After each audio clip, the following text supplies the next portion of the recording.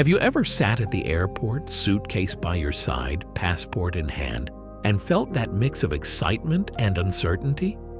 That feeling that says this trip will be an adventure, but also quietly in the background, I hope everything goes smoothly? You're not alone. Travel in your 70s and beyond can be one of life's great joys, exploring new places, visiting loved ones, or just enjoying the beauty of being somewhere different. But what most people don't realize is that once you cross a certain age, travel can bring along some hidden challenges, ones that aren't always obvious until they catch you off guard. Now, I'm not here to scare you. Quite the opposite, actually. I want to empower you with the knowledge to travel safer, smarter, and more confidently. Because the truth is, a little preparation can make all the difference between a smooth, joyful journey and a stressful one. In this video, we're going to talk about 5 hidden dangers you need to be aware of before packing your bags. Some of these might surprise you, but once you know them, you'll be better equipped to handle whatever the road or sky throws your way. Let's start with something that often gets brushed aside, but can have serious consequences: medication mismanagement while traveling.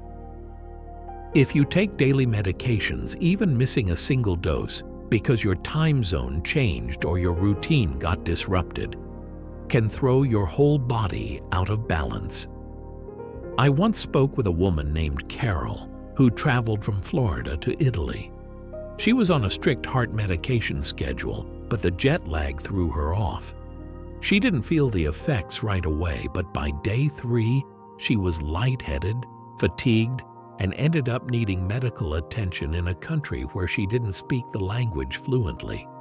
It turned what was supposed to be a dream vacation into a stressful experience. That's why planning around your medications is absolutely essential. Before you travel, make a list of every medication you take, doses, times, even what each one is for. Keep it with you. Not in your checked bag, but in your carry-on. If time zones will shift, talk to your doctor or pharmacist about how to adjust your schedule without missing doses. And always bring a few extra days' worth of pills in case of delays. Now let's talk about a danger that might sound less urgent, but can be just as serious: sitting too long on a flight or train without moving. Long stretches of stillness, especially if you're sitting in a cramped position, can increase the risk of something called deep vein thrombosis, or DVT. That's when blood clots form in your legs. And if one of those clots travels, it can be life-threatening. But here's the good news. Preventing this doesn't require fancy equipment or major changes. It just takes awareness and a little action. Whether you're on a plane, a bus, or a long road trip, make it a priority to stand up and move around every hour or so. Even just flexing your feet, rotating your ankles, or marching in place can get your circulation going. Compression socks can also help. Many travelers over 70 swear by them. Staying hydrated is another big help here. Air travel especially can dry you out fast, and dehydration makes your blood a little thicker, which increases clot risk. So even if you don't feel thirsty, sip water regularly. Avoid too much caffeine or alcohol, which can dehydrate you even more. And don't be afraid to be that person who gets up and walks the aisle during a flight. You're doing it for your health and your peace of mind. Now, let's shift gears a bit. Another hidden danger that often creeps up unnoticed is travel fatigue that masks itself as illness. You know that feeling. Your body feels heavy, your thoughts are fuzzy, and you just feel off. Sometimes people think they're getting sick, but really their bodies are just worn out from the stress of travel itself. When you're over 70, your body doesn't bounce back from long days of travel the way it used to. Changing time zones, adjusting to unfamiliar beds, noisy hotels, early mornings, or late-night connections. It all adds up. And if you're not careful, it can knock you flat, even if you were feeling fine when you left home. That's why pacing yourself isn't just a luxury, it's smart planning. Build in rest days when you travel. You don't need to explore every inch of the city in one day. Give yourself time to nap, to sit in a park and people watch, to just be. I found that some of the most memorable moments while traveling come when you slow down, when you give yourself permission to rest and enjoy rather than rush. And don't underestimate the value of planning ahead for where you'll sleep. Look for accommodations with good reviews for quietness, accessibility, and comfort. Bring anything that helps you rest better. Your own pillowcase, sleep mask, or white noise app. A good night's sleep is one of the best travel tools you can have. So far, we've covered the importance of managing medications, preventing circulation issues, and protecting yourself from fatigue that pretends to be illness. And maybe as you're hearing this, you're thinking, you know what? That's happened to me, or I never even thought of that before. That's the whole point. These dangers are hidden because they don't always seem dramatic. But they're the kinds of things that can quietly derail your trip, leaving you exhausted, frustrated, or even in danger. And once you know to look for them, you can do something about them. You can take simple steps, like setting medication reminders on your phone, packing a water bottle, or planning your itinerary with more rest time to make sure that your trip isn't just safe, but enjoyable. Now that we've uncovered these first few travel challenges, it's time to take things a step further. Because sometimes the most serious travel dangers are the ones that come from where we least expect them. Our environment, our surroundings, and even the way we plan.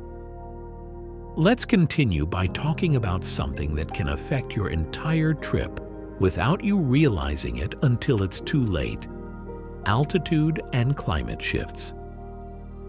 Let's say you've lived most of your life near sea level. You're used to the air being a certain thickness, a certain pressure. Then you decide to visit a beautiful mountain destination like Colorado or a charming European town perched at high altitude. You're enjoying the views, the crisp air, and the cool breeze, until suddenly you feel dizzy, lightheaded, out of breath, or even nauseous. That's altitude sickness, and it can hit seniors especially hard. What's tricky is that it doesn't always show up immediately. Sometimes it creeps in hours after you arrive, and by then, you might think it's dehydration or just jet lag. But the truth is, your body is working harder to get the oxygen it needs in thinner air. And if you already have heart or lung conditions, this extra stress can be dangerous. That's why it's so important to research the elevation of your destination before you go. If you're planning a trip to a place over 5,000 feet above sea level, give your body time to adjust. Take it easy the first couple of days. Drink more water, rest more than usual, and listen to your body. If you notice any unusual symptoms, especially shortness of breath or chest tightness, don't try to tough it out. Seek help. There are medications for altitude sickness, but prevention is key. And if you're unsure, have a conversation with your doctor before your trip. They can give you personalized advice based on your health history. Now, along similar lines, we've got another danger that might not be dramatic, but it can completely change your travel experience. And that's climate extremes. Whether you're headed somewhere humid and tropical or dry and scorching, your body doesn't regulate temperature quite the same way it did decades ago. Seniors are more prone to both heat exhaustion and hypothermia, and unfortunately, most travelers aren't aware until they're already overwhelmed. Let me give you an example. A man named George, 74, relatively healthy, went on a trip to Southeast Asia. He was excited to explore, had planned everything down to the hour.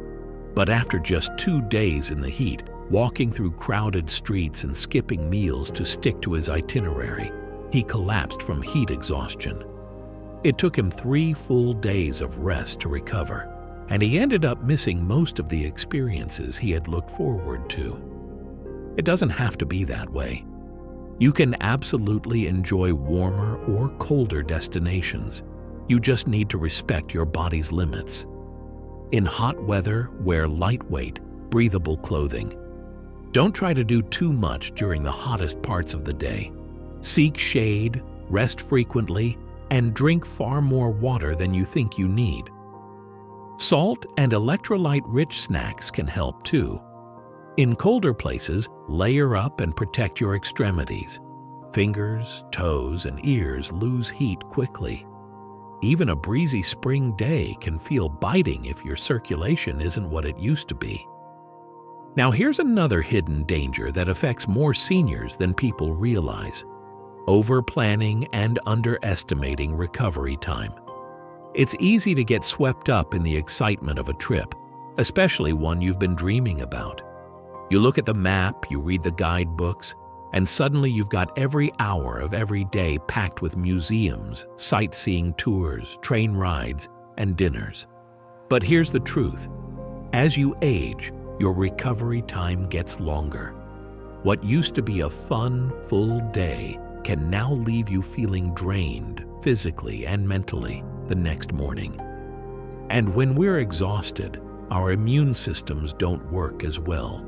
We're more likely to get sick, more likely to feel overwhelmed, and more likely to make little mistakes, like missing a step, forgetting important items, or snapping at a loved one. That's not the kind of travel memory anyone wants to bring home. So instead of trying to squeeze in everything, give yourself permission to slow down. Choose one meaningful thing to do each day and leave space in your schedule for spontaneity or for rest. Trust me, you'll enjoy the experience so much more when your body feels good and your mind feels clear. And those moments of quiet, of sitting at a cafe or watching the sunset from your hotel balcony, often become the memories you cherish most. And while we're on the topic of planning, let's talk about something many people overlook: accessibility and mobility concerns. You might not need a cane or a walker at home, and maybe you feel pretty steady on your feet most of the time. But when you're traveling, the terrain changes. Cobblestone streets, narrow stairs, uneven sidewalks, unfamiliar hotel layouts. They can all create sudden obstacles that throw off your balance or wear you out quickly. The problem is, many places don't advertise their accessibility clearly. So before you book, don't be shy about calling the hotel or checking reviews. Ask about elevators, bathroom rails, or whether the property has a lot of stairs. If you're going on a tour, check how much walking is involved and whether there are places to rest along the way. There's no shame in asking questions that help you travel smarter and safer. If mobility is already a concern for you, consider using a lightweight travel cane or collapsible seat. These days, there are even portable stools that fold up like umbrellas, perfect for taking a break wherever you are. And if you're flying, don't forget that most airports offer wheelchair assistance. It's free, and it can save you from long walks between terminals that feel like marathons. By being honest about what your body needs and making thoughtful plans around it, you're not limiting yourself. You're setting yourself up for more comfort, more enjoyment, and fewer risks.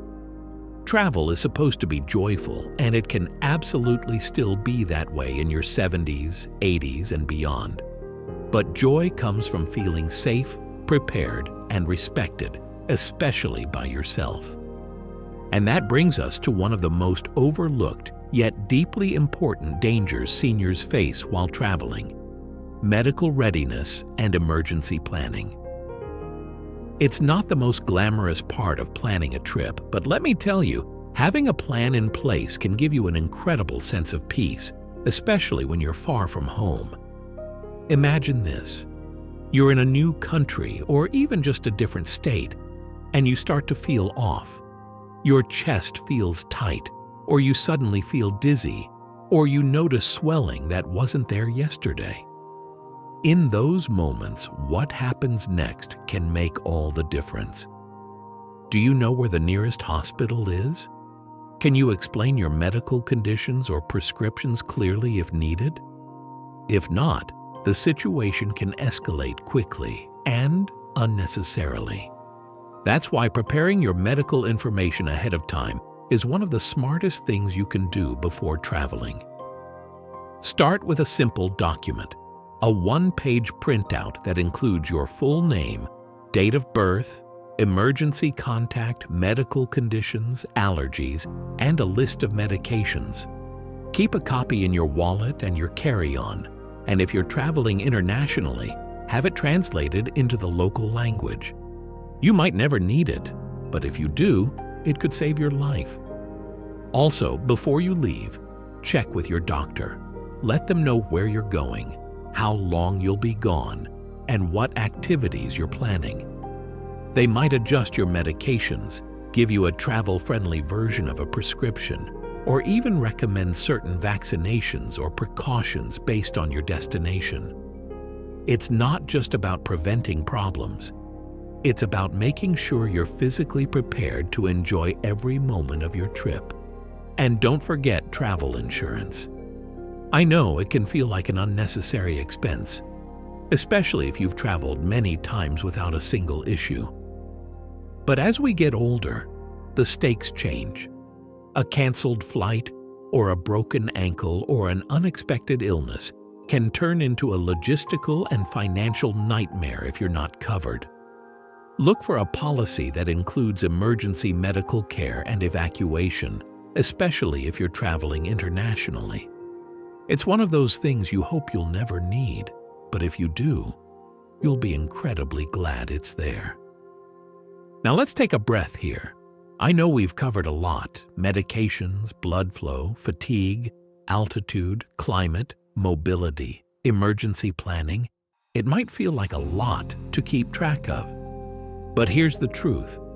All of this preparation isn't meant to scare you or hold you back. It's the opposite. These steps are what make the difference between surviving a trip and truly enjoying it. Between feeling anxious and feeling confident. And that confidence? That's freedom. Because travel after 70 can be more than just sightseeing. It can be healing, reconnecting, celebrating. Whether you're visiting grandchildren across the country, finally taking that dream cruise, or just exploring a quiet little town you've always wanted to see, those experiences matter deeply. And when you're prepared, really prepared, you get to be present for them. There's a woman I know, Eleanor, who's 78 and still travels solo. Her secret? It's not luck or perfect health. It's preparation. She keeps a packing checklist on her phone. She knows her limitations and honors them. She carries her medical summary in a neat little pouch. And she always gives herself an extra day to rest when she arrives, no matter how exciting the destination. She says that's the trick, not rushing, not skipping steps. Just being kind to your body so your mind and spirit can enjoy the adventure. And that's really what it's about, isn't it? Being kind to yourself. You've lived a life full of stories, full of lessons, full of strength. Now this chapter of your life can be one of discovery and freedom, but only if you take care of the one person who's going on every journey with you, you. So, before you pack those bags, pause. Take a moment to go over the little things. Are your medications sorted? Have you left room in your itinerary for rest? Do you know how to reach help if you need it? If the answer is yes, then go. Go with excitement. Go with confidence. And go with the peace of mind that comes from being smart, not just spontaneous. Because you deserve to travel without fear. You deserve to explore without worry. And you absolutely deserve to feel strong and safe, wherever your heart takes you. If this video helped you, or if you've got a tip of your own that's helped you travel smarter, please share it in the comments below. Your story might be just what someone else needs to hear. And if you found this helpful, don't forget to like this video and subscribe to the channel for more honest, practical tips to help you thrive in this next chapter of life. Here's to safe travels, beautiful memories, and living fully at every age.